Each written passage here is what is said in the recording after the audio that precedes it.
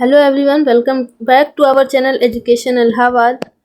ये जैसे कि अभी आपका कुछ ही दिनों में एग्ज़ाम होने वाला है, इलाहाबाद यूनिवर्सिटी का PGAT का एग्ज़ाम होने जा रहा है। तो उसी के मद्देनज़र रखते हुए आज ये करंट अफेयर आपको पढ़ाया जाएगा, जिससे कि आपको हेल्प हो सके आपके एग्ज़ाम के लिए, कि आपको पता चले कि कैसे क्वेश्चन आते हैं करंट अफेयर के। बहुत ही आपको ईजी क्वेश्चन नहीं पढ़ना है, आपको एक लेवल के क्वेश्चन को पढ़ना है, तो आपको पता चलेगा कि कैसे क्वेश्चन आ रहे हैं। आपने जब UG का एग्ज़ाम दिया होगा इलाहाबाद यूनिवर्सिटी का, या फिर CUET का ही दिया होगा, ठीक है। जो बच्चे पहले दिए हैं, जिनका गैप हो गया है, तो वो इलाहाबाद यूनिवर्सिटी का ही UG एग्ज़ाम दिए होंगे, ठीक है। तो उन्हें पता चला, वो देखे होंगे कि एग्ज़ाम पेपर ईजी आता है, क्योंकि वो इंटर लेवल का रहता है, ठीक है। और लेकिन ये जो अभी आपका PGAT का होने जा रहा है, वो थोड़ा सा आपका लेवल डिफ़िकल्ट रहेगा। जैसे कि रियलिटी तो यही है कि आपका लेवल डिफ़िकल्ट रहने वाला है, तो आपको उस हिसाब से आपको तैयारी करनी है। और ख़ास करके करंट अफेयर्स का जो पोर्शन है, पिछले कुछ सालों में जैसे कि 2-3 साल से करंट अफेयर का पोर्शन जो है बहुत ही टफ़ आता है, ठीक है। बहुत ही टफ़ क्या, एक लेवल में रहता है, जिसको कि आप सोचें कि एक दिन में पढ़ के या फिर सरसरी निगाहों से देख कर के आप उसको कर ले जाएंगे, तो वो आपके भ्रम है, आपका गलत धारणा है, ठीक है। तो आपको करंट अफेयर्स के क्वेश्चन जो हैं एक लेवल से तैयार करने हैं और अच्छे स्तर के तैयार करने हैं, ठीक है। और छोटे मोटे क्वेश्चन को नहीं रखना है। और जैसे कि आजकल के करंट अफेयर के क्वेश्चन जो हैं, आप देखेंगे एग्ज़ाम देने जाएंगे तो वहाँ पे जैसे कि क्वेश्चन रहते हैं, तो बहुत ही ऐसे क्वेश्चन रहेंगे जैसे कि डिटेलिंग क्वेश्चन, ठीक है। तो आपको उस हिसाब से पढ़ना है, जो करंट में हो रहा है उसके बारे में भी जानकारी रखनी है, क्योंकि जो करंट में क्वेश्चन रहते हैं, करंट में हो रहे हैं, तो उससे आपको एक GK के क्वेश्चन बन जाते हैं, ठीक है। तो आपको कोई अभ्यारण्य के नाम पूछ लेगा, उनकी स्थापना पूछ लेगा, उसके अध्यक्ष कौन है, तो इस तरह के आपको क्वेश्चन तैयार करने हैं। और उसी हिसाब से हमने आज के क्वेश्चन को चुना है, तो आप देखेंगे, समझेंगे और उसी क्वेश्चन को, लेवल को ध्यान में रख करके अपने तैयारी को आगे बढ़ाएंगे, ठीक है। तो चलिए हम स्टार्ट करते हैं अपने आज की जर्नी को। तो पहला क्वेश्चन है कि अटल बिहारी वाजपेयी संस्थान का उद्घाटन कहाँ किया गया है। तो इसका आंसर है मॉरिशस। अटल बिहारी वाजपेयी संस्थान का उद्घाटन मॉरिशस में किया गया है हाल ही में। फिर है, कौन सा bank S&P global sustainability ranking 2025 में शीर्ष पर है। तो ये यस बैंक है, ठीक है। अब देखिए, इसमें रैंकिंग का जो है, पहले जैसे पूछा जाता था कि जनसंख्या का और आपका मानव सूचकांक जो SDI होती है, वो सबको पूछा जाता था, ठीक है। और प्रेस सूचकांक पूछी जाती थी, और जो गरीबी सूचकांक है। तो आजकल ऐसे सूचकांक या रैंकिंग नहीं पूछी जा रही है। जैसे ये ग्लोबल सस्टेनेबिलिटी की रैंकिंग है, तो ये सब आपको पूछी जा रही है। आजकल भारत कितना गरीब है, कितना अमीर है, ये सब नहीं पूछा जा रहा है। तो लेवल जो है आप चेंज हो रहा है, डाइवर्ट हो रहा है रूट, तो आप भी उसको साथ अपने को भी डाइवर्ट कीजिए, ठीक है। चलिए, इसके साथ नेक्स्ट क्वेश्चन है कि भारत में तीसरा सबसे मूल्यवान ब्रांड कौन बन गया है, ठीक है। तो इसका आंसर अमूल है। भारत का सबसे मूल्यवान ब्रांड तीसरा अमूल है। अब ये भी याद रखिएगा कि इसके साथ एक क्वेश्चन और बनाया जा सकता है कि अमूल क्या है, कैसी संस्था है। तो अमूल एक सहकारी संस्था है। तो सहकारी संस्था का मतलब आप समझते होंगे कि इसमें गवर्नमेंट का वो रोल नहीं रहता है, कुछ लोग आपस में मिल करके इस संस्था को चलाते हैं। तो ये अमूल का है। और इसने जो दुग्ध क्रांति हुई थी, उसमें अमूल का बहुत ही बड़ा योगदान है, ठीक है। अस्त्र MK3 मिसाइल का नाम बदलकर क्या रख दिया गया है। तो गांडीव रख दिया गया है।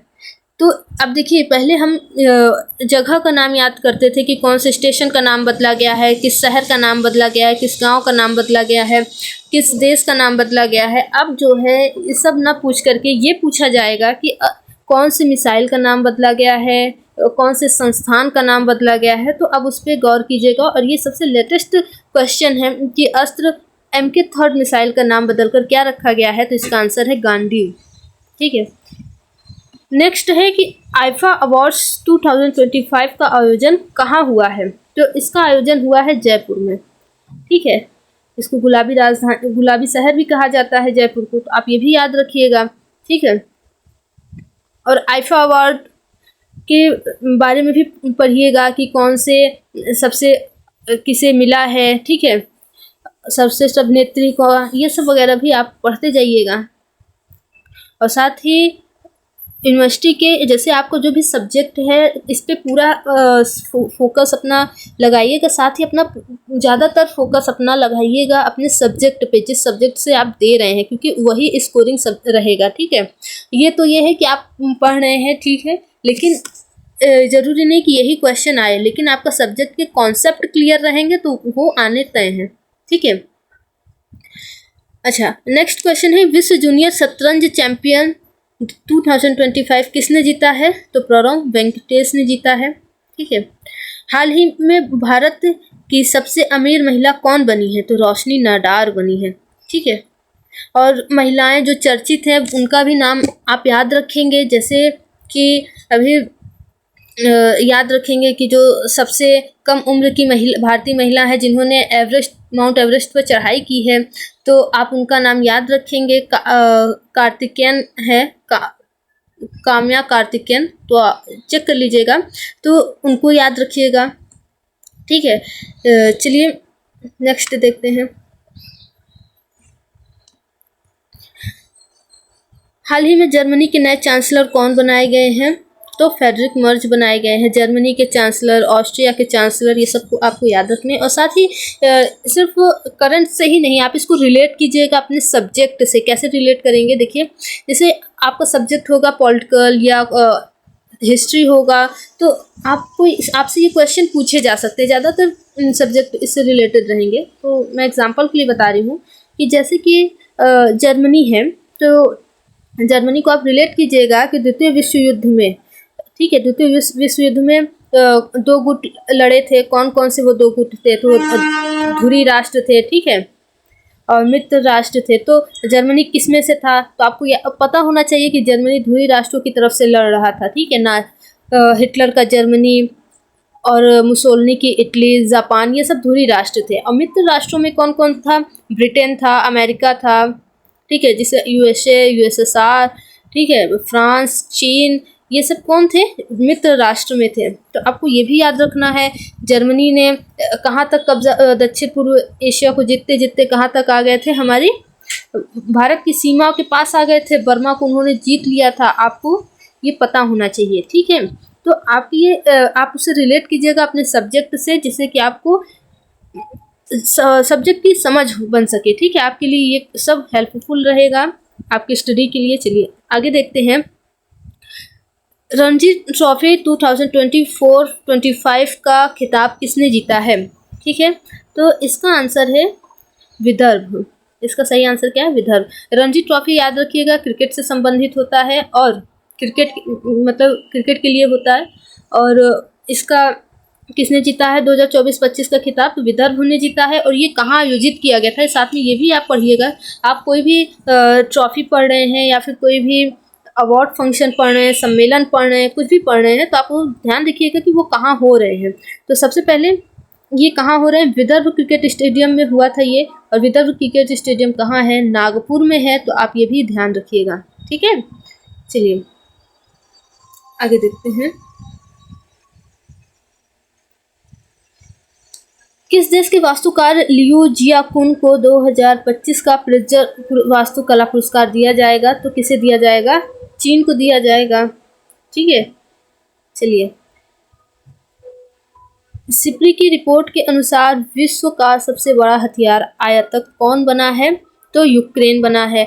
हाल ही में अभी आप याद रखिएगा कि ये पूछा जा सकता है, क्योंकि अभी तक यूक्रेन और रूस के चर्चाएं चल रही हैं, उसमें सुलह की, और उन दोनों में युद्ध चल रहा है, तो आप इस पर ध्यान रखिएगा। अच्छा, सबसे बड़ी बात, जिनका पॉलिटिकल होगा तो उन्हें ये पता होना चाहिए कि यूक्रेन और रूस के बीच में मध्यस्थता कराने के लिए भारत को कहा गया है। रूस के राष्ट्रपति जो पुतिन हैं, वो उन्होंने ये स्वीकार किया है कि हम यूक्रेन के साथ समझौता कर सकते हैं, उनके साथ बातचीत कर सकते हैं, यदि इसकी मध्यस्थता भारत करे।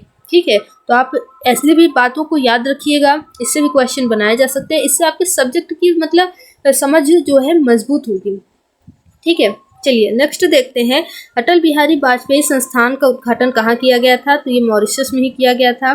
चलिए नेक्स्ट देखिए, हाल ही में जारी फ्री स्पीच इंडेक्स में भारत कौन से स्थान पर है? तो 24वें स्थान पर है। जैसे कि अभी हमने बताया आपको कि आजकल इंडेक्स वगैरह जो है ये सब आपको बदल के पूछे जा रहे हैं, उनका ट्रेंड चेंज हो गया है। ठीक है, तो अब पुराने स्तर के जो आप अगर देखेंगे क्वेश्चन पेपर्स, तो वो उनमें बहुत ही मतलब कि एक परंपरागत तरीके से पूछा जाता था, लेकिन अब इनका रूट चेंज हो गया है। तो आप भी ट्रेंड्स के हिसाब से ही पढ़िए। ठीक है, तो फ्री स्पीच इंडेक्स पढ़िएगा, जो आपको नए दिख रहे हैं उन्हें जरूर ही पढ़िएगा।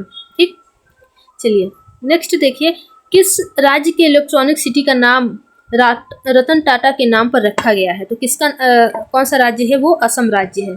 ठीक है, तो असम राज्य के बारे में आप ये भी याद रखिएगा कि मतलब अगर आप कोई भी सिटी पढ़ रहे हैं या कोई भी स्टेट पढ़ रहे हैं या फिर कोई भी कंट्री पढ़ रहे हैं, तो आप याद रखिएगा उसके बारे में कुछ कुछ मेन पॉइंट्स। ठीक है, असम में क्या है? मानस अभ्यारण्य है, डिगबोई संयंत्र है जहाँ से तेल निकाले जाते हैं, तो आप इन सब के बारे में याद रखिएगा।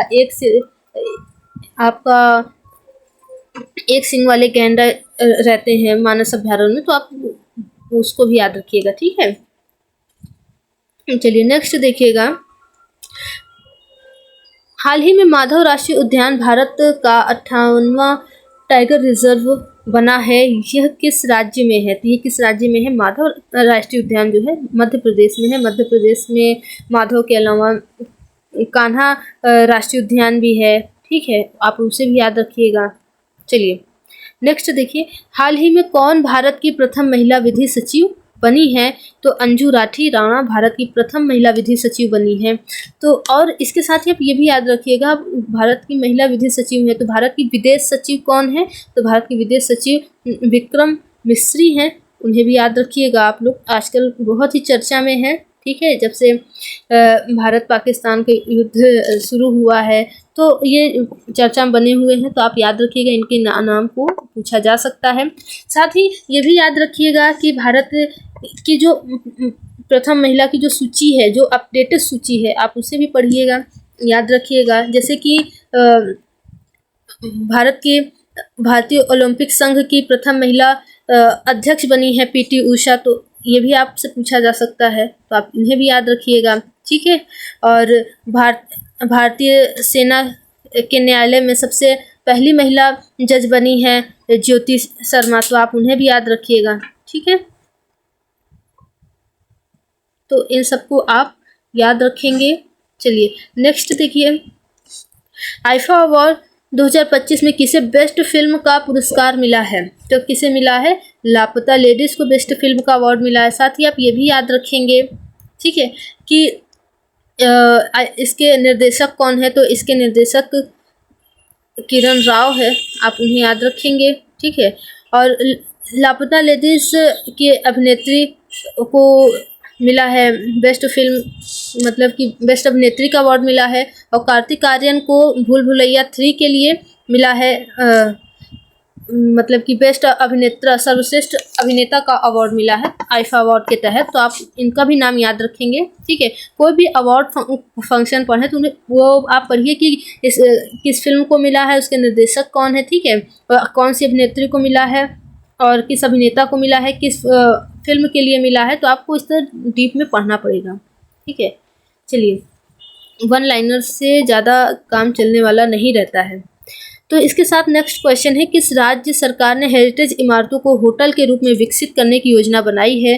तो यह योजना बनाई है उत्तर प्रदेश के राज्य सरकार ने। अच्छा, ये नई योजनाएं या फिर कोई नई बात नहीं है, जो हेरिटेज इमारतें होती हैं तो उनको होटल परिवर्तित किया जाता है। जैसे राजस्थान, जयपुर, हरियाणा, ये सब में जितने भी पुरातन हैं इमारतें हैं तो उन सबको होटल में परिवर्तित कर दिया गया है उनके मेंटेनेंस के लिए। कब से? जब से प्रीवी पर्स लागू हुआ। आपको देखिए इसी तरह से अपनी सब्जेक्ट को पकड़ बनाना है, जब से प्रीवी पर्स लागू हुआ। ठीक है, इंदिरा गांधी के समय को आपको याद रखना है। ठीक। तो आप इस सब क्वेश्चन से आप ये याद रखेंगे कि भारत में ऐसा पहले कब हुआ था, किस लिए शुरू हुआ, तो आप इससे अपने सब्जेक्ट को पकड़ बना पाएंगे। ठीक है, चलिए नेक्स्ट देखिएगा कि अज्ञेय स्मृति सम्मान 2025 से किसे सम्मानित किया गया है। तो किसे सम्मानित किया गया है? उदय प्रकाश को। ठीक है, चलिए नेक्स्ट देखिए। हाल ही में भारत ने चंद्रयान 5 मिशन को मंजूरी दी है। यह मिशन किस देश के सहयोग से किया जाएगा? तो यह मिशन किस देश के सहयोग से किया जाएगा? जापान के सहयोग से किया जाएगा। ठीक है, चलिए नेक्स्ट देखिएगा।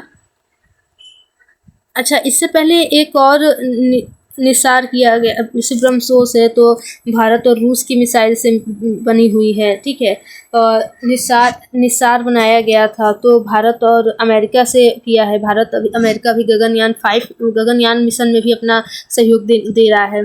तो आप इन सबको भी याद रखेंगे साथ ही साथ। ठीक है, कोई भी पढ़ेंगे तो उसके साथ और कौन से मिशन में कौन कौन से देश सहयोग कर रहे हैं तो आप उनको भी याद रखेंगे। फोर्ब्स इंडिया लिमिटेड अवार्ड से किसे सम्मानित किया गया है? तो जय शाह को सम्मानित किया गया है। अभी नरेंद्र मोदी को श्रीलंका के मित्रा विभूषण से सम्मानित किया है, जो कि श्रीलंका के सर्वोच्च नागरिक सम्मान होता है। ठीक है, तो चलिए नेक्स्ट देखेंगे। हाल ही में किस राज्य के मुख्यमंत्री ने गंगा और शारदा नदी कॉरिडोर की घोषणा की है? तो किसने की है? उत्तराखंड ने की है। उत्तराखंड के मुख्यमंत्री ने गंगा और शारदा नदी कॉरिडोर की घोषणा की है। ठीक है, इसके साथ ही साथ आप देखेंगे कि गंगा और शारदा नदी, इनके बीच में कौन कौन से विवाद चल रहे हैं। ठीक है, ये दोनों नदियाँ किन किन राज्यों से होकर गुजरती हैं। गंगा कितने राज्यों से होकर गुजरती है, किन राज्यों में कितनी लंबी है, कितनी चौड़ी है, तो आप उसको याद रखेंगे। आपके ज्योग्राफी के उसमें और जीके स्टैटिक्स में भी काम देगा। ठीक है, तो जितने भी क्वेश्चन बताए गए हैं वो चुने हुए क्वेश्चन थे कि जिनके आधार पे आप अपनी तैयारी को मजबूत कर सकें। आप ऐसे ही क्वेश्चन को ध्यान में रखिएगा जब आप करंट अफेयर पढ़ेंगे, चाहे किसी भी बुक से पढ़िएगा। आप इसी तरह के क्वेश्चन को ध्यान में रखिएगा कि इस लेवल के क्वेश्चन पूछे जाएंगे। कोई आसान क्वेश्चन नहीं पूछा जाएगा कि प्रधानमंत्री का नाम क्या है, राष्ट्रपति का नाम क्या है।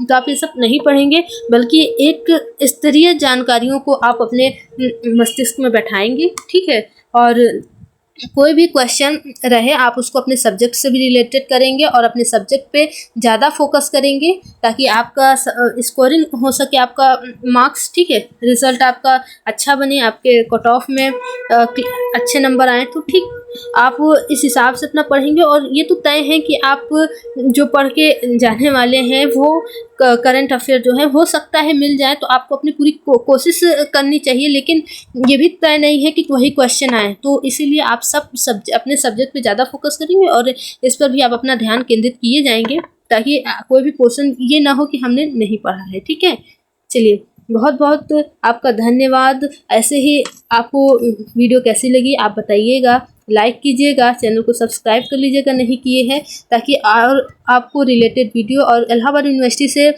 एंट्रेंस के संबंध में कोई भी जानकारी हो आपको मिल सके। ठीक है, बहुत बहुत धन्यवाद, थैंक यू।